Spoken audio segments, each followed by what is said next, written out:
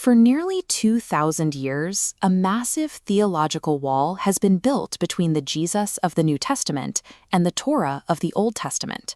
Most modern congregations operate under a strict, unstated assumption that grace was meant to replace the law, and that Jesus came to liberate humanity from the commandments given at Sinai.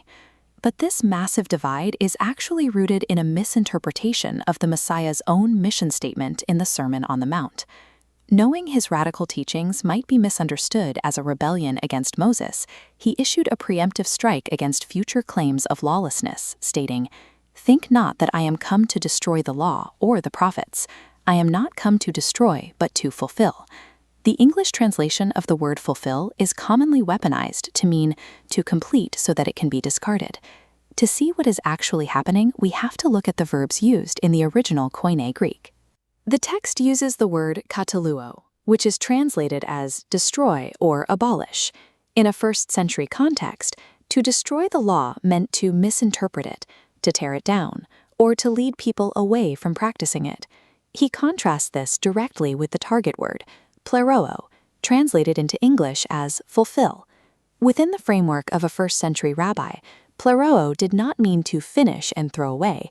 It meant to properly interpret the text, to establish it, and to carry it out to its maximum operational intent. We must drop the English concepts of finishing or ending the law. What Jesus is stating is his intention to bring the Torah to its absolute full expression. The foundational text of the New Covenant did not initiate a new religion that abandoned the Torah. It established the ultimate parameters of the existing one. From there, the exegesis moves to the very next verse, Matthew 5:18, where the standard of measurement shifts from general intent to a microscopic scale. Jesus intentionally grounds the validity of the divine law in its exact, physical, written state. He issues a mathematical guarantee regarding the survival of the text itself. He states that not one jot will pass from the law. The jot is the yod, the absolute smallest letter in the Hebrew alphabet. He then specifies the tittle.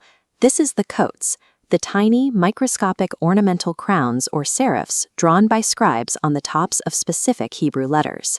Maintaining these microscopic details across generations required an extreme, unbroken rigor in scribal tradition. By setting the parameter at the level of ink strokes, this destroys any concept of a general or abstract fulfillment that would allow a believer to ignore the actual written commandments. By demanding the preservation of the text's atomic structure, the Messiah forecloses any theology that tries to separate spiritual faith from physical obedience to the written law. Having established the microscopic integrity of the text, Jesus then establishes the macroscopic time frame of its authority. This diagram illustrates ancient biblical cosmology, which frames the explicit expiration date given in Matthew 5:18, that these letters will remain until heaven and earth pass away. The text defines a lower bounding parameter, a fixed stationary earth, and it defines an upper bounding parameter. Because the physical architecture of creation remains intact, by the Messiah's own explicit and binding standard, the Torah remains in full, unbroken effect.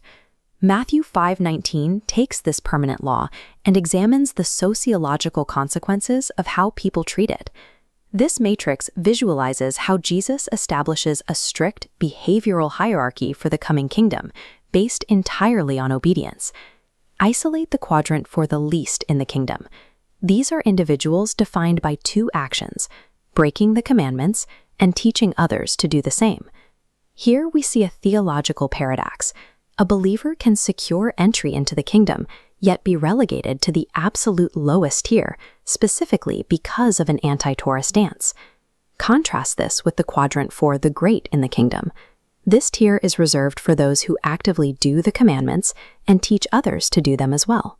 This reveals a profound irony regarding many modern religious institutions and their stance on the Old Testament. By teaching that the law is abolished, modern theology frequently operates as an engine preparing its followers for the lowest possible tier of kingdom hierarchy, according to Jesus' own rubric. If Jesus protected the law this fiercely, it raises an obvious question. Why did he constantly clash with the religious leaders over the Sabbath and purity laws? Observers frequently commit a historical category error. They confuse perfect obedience to God with obedience to the traditions of the elders. The Mishnah represents extra-biblical oral traditions, human rules and legalistic restrictions that smothered the original intent of the text. When Jesus healed on the Sabbath or allowed his disciples to pluck grain, he was not rebelling against the Torah. He was aggressively protecting it from the Mishnah. This context defines his command in Matthew 5:20, where he demands a righteousness that exceeds that of the Pharisees. Exceeding righteousness means internalizing the law. The text illustrates this internalization.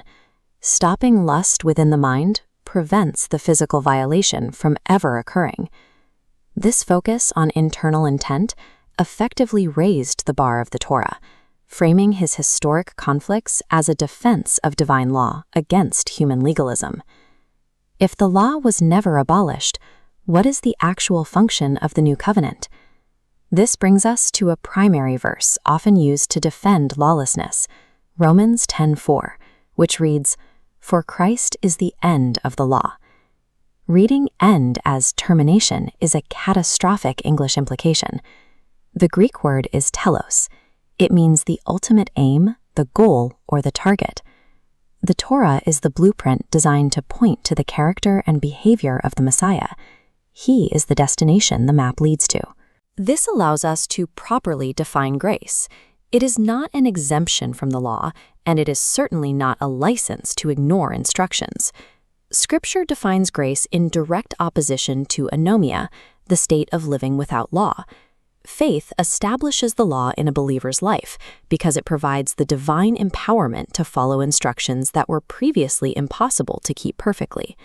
Grace and law are partners. Grace is the divine cyclical engine of unmerited favor, empowering a believer to obey the law out of love and gratitude, rather than mechanical obligation.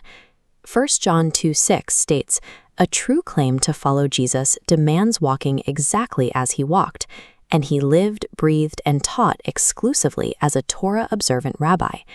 Jesus restored the Torah to its proper place, showing how to live out the Father's instructions in spirit and in truth.